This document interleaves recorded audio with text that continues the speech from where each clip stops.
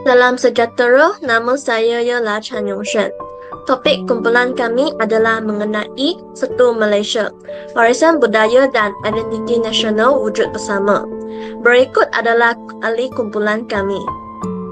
Sini adalah jadual kantongan. Sekarang saya akan bercakap tentang bahagian pendahuluan. Malaysia sebagai negara pluralistik mempunyai masyarakat berbilang etnik dan agama yang pelbagai. Ini menyebabkan warisan budaya yang berciri pluralisme di Malaysia. Warisan budaya ialah budaya berharga yang diwarisi dari generasi ke generasi dalam jangka masa yang panjang seperti nilai, kepercayaan dan seni. Mustafa menyatakan bahawa semasa rancangan Malaysia ke-8, pihak berkaitan menggalakkan rakyat melibatkan diri dalam memelihara warisan budaya dan mempertingkatkan identiti nasional.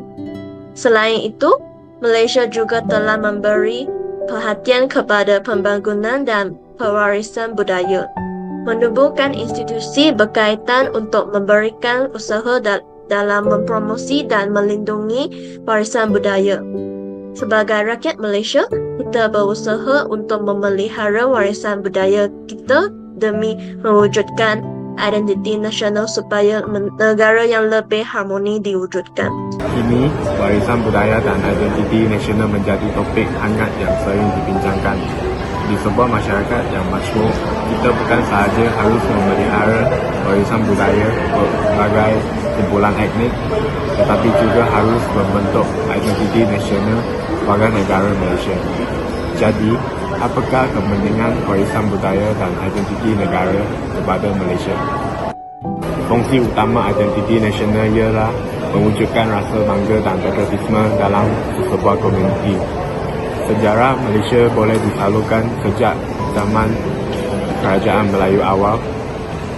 Dalam sejarah yang panjang ini, nenek moyang kita telah meninggalkan kita banyak warisan budaya seperti makanan, pakaian, seni bina, kepercayaan, adat rasam dan sebagainya.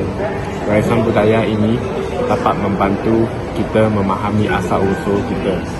Kita juga dapat melihat sumbangan nenek moyang kita kepada bangsa dan negara kita. Ini juga membuatkan kita berasa bangga dengan sejarah dan budaya negara, meningkatkan lagi semangat patriotisme dan jati diri bangsa, serta menjadikan kita lebih bersatu padu antara satu sama lain. Selain itu, warisan budaya dan identiti nasional Malaysia juga telah memainkan peranan yang besar dalam pembangunan negara. Kepembaikan budaya adalah salah satu keistimewaan Malaysia. Dalam era perkembangan sosial dan teknologi yang pesat, warisan budaya dan identiti nasional mudah dilupakan kerana pengenalan budaya asing. Walaupun begitu, Malaysia telah bersungguh untuk melekatkan warisan budaya tradisional sambil memupuk identiti nasional rakyat. Ini sangat membantu untuk mengharumkan nama Malaysia di peringkat antara bangsa, bukan itu sahaja. Kebanyakan pendapatan Malaysia datang daripada aktiviti perancangan kepembakaan budaya dalam Malaysia telah mengalir pelancong dari seluruh dunia, sekaligus memacu pembangunan ekonomi Malaysia dan membawa kemakmuran. Akhir sekali, pemeliharaan warisan budaya juga penting untuk mendidik generasi yang akan datang. Budaya dan sejarah adalah cara terbaik untuk memahami sesebuah negara. Sebagai generasi muda, mereka harus memahami negara sendiri melalui budaya dan sejarah. Dengan penghargaan peninggalan nenek moyang, generasi muda juga harus mengingati tanggungjawab mereka sebagai warga negara Malaysia untuk mempertahankan tanah air dan menyumbangkan kepada negara pada masa yang akan datang. Pada masa yang sama, ini juga dapat mengelakkan kesilapan yang telah dilakukan sebelum ini, seperti peristiwa 13 Mei. Wincik, sekarang kamu buat apa? Saya sedang melukis jalur gemilang untuk kerja rumah. Tapi jalur gemilang ini macam salah punya.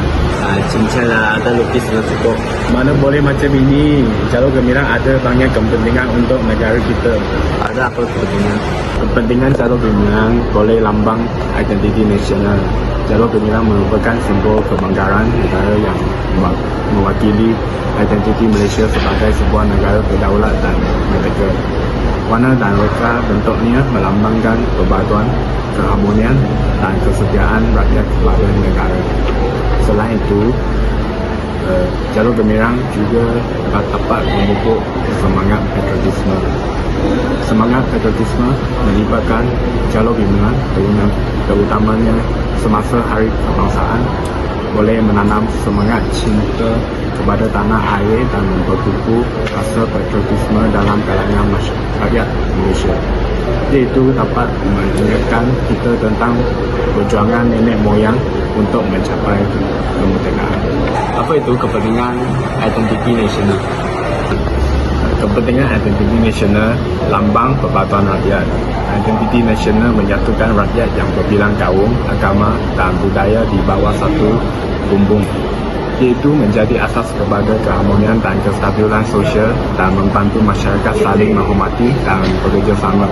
Selain itu, identiti nasional juga dapat menanam semangat patriotisme. Identiti nasional memperkuat semangat cinta kepada negara. Apabila rakyat merasa bangga dengan identiti nasional dan kebangsaan mereka, mereka lebih cenderung untuk menyumbang kepada pembangunan negara dan mempertahankan kedaulatan tanah air. Selepas penjelasan Anda, saya mengetahui kesalahan saya dan kepentingan jalur gemilang. Sekarang saya akan melukis yang betul lagi. Saya akan menerangkan tentang cabaran dalam pengegawalan warisan budaya. Pertama ialah perkembangan pesat sains dan teknologi. Kepesatan pembandaran di Malaysia juga menyebabkan banyak kawasan digunakan untuk pembangunan, mengakibatkan banyak bangunan bersejarah tanpa ekologi dan monumen berisiko mengalami penggantian. Kedua ialah kegiatan pelancongan. Walau bagaimanapun peningkatan bilangan pelancongan mungkin menjelaskan tempat-tempat warisan budaya. Pemeliharaan dan pemeliharaan tempat-tempat warisan budaya memerlukan kos yang tinggi. Selamat pagi, Cik. Selamat pagi. Yang ni kos bulan ini. 30,000. Pemeliharaan dan pemeliharaan tempat-tempat warisan budaya memang memerlukan kos yang tinggi. Ketiga ialah budaya asing, perlahan-lahan merasukkan ke dalam kehidupan seharian kita, seperti dalam pemakanan, pergayaan, gaya hidup dan sebagainya. Itadakimasu. Apa tu? Oh, itu bahasa Jepun. Moshi moshi. Bahasa Jepun juga? Ya. Kamu cakap dengan kawan Jepun ke? Bukanlah. Kenapa cakap bahasa Jepun? Oh, kerana saya suka budaya Jepun mah. Hai, kenapa saya bukan orang Jepun? Kamu orang Malaysia ni. Itulah pengaruh budaya asing. Ialah ketidaksama pendidikan.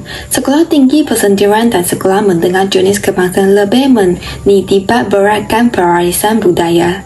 Tetapi sekolah tinggi persendirian Cina lebih berorientasikan budaya tradisional Cina dan sejarah. Hai Wenxing, jom pergi kelas. Kamu pergi mana? G04. Bukan G08 ke? G04 lah, apa kelas kamu pergi? Pendidikan Islam. Apa kelas lain? Saya pergi pendidikan moral. Nama saya Ling Wensing. Seterusnya, saya akan bercakap tentang cara penggerakan warisan budaya. Globalisasi telah memberi kesan kepada warisan budaya Malaysia dan berkancah identiti kebangsaan. Untuk mengikuti warisan budaya, Malaysia mempunyai undang-undang dan Akta Warisan Kebangsaan 2005 membuatkan asam penting. Wah, tengok ni suara rosak. Ini warisan budaya, apa patut kita buat? Negara kita ada Jabatan Warisan Negara. Kami pergi membuat aduan.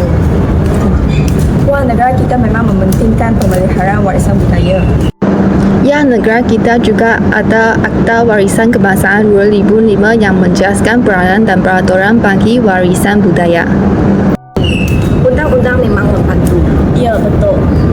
Selain itu, mempunyai filem dan lain-lain yang menarik pelancong dan bergalakan pemeliharaan warisan budaya.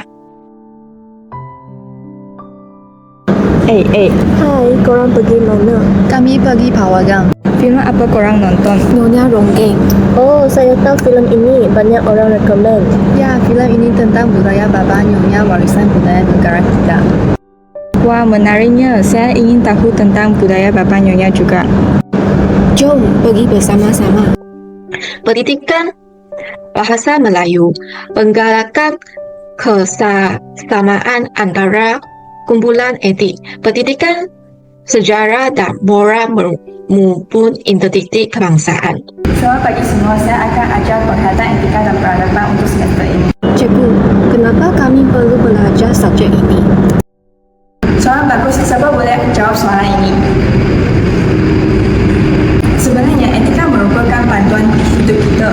Melalui subjek ini, kita dapat mengenali etika dan peradaban negara kita, termasuklah identiti nasional dan warisan budaya negara kita. Ini dapat memupuk semangat patriotik dan bersatu padu. Ia juga dapat membina masyarakat yang harmoni. Akhirnya, buku teks memperkenalkan perayaan dan pakaian berbagai kumpulan etik untuk memurut minat pelajar terhadap warisan budaya. Semalam cikgu bagi tahu tentang pesta kebudayaan. Apa tu? Satu pesta untuk mempromosikan warisan budaya. Kita boleh memperkenalkan budaya masing-masing. Macam seronok je. Saya boleh pakai baju kebaya dan bawa kuih nyonya. Korang mesti tak pernah makan kuih yang sedap begitu.